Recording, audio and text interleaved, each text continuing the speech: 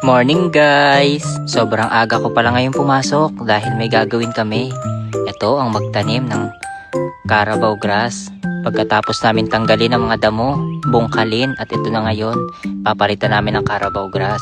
Pero hindi lahat kasi tataniman naman ng mga halaman ng iba nito. Pero ito na nga, sinisimulan ko na magtanim ng Carabao grass. Madali lang ito guys. Ilalagay mo lang yung mga Carabao grass na binili namin, kagaya nito. Tapos saka tatakpan yung mga gilid-gilid.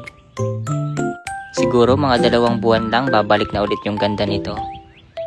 Hindi lang pagpuputol ng damo ang ginagawa namin. Nagtatanim din kami nito, kagaya nito guys.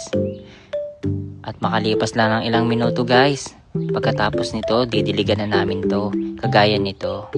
O paano guys, lagi kayo dyan mag-iingat sa Pinas. Salamat sa inyong panonood. God bless to all.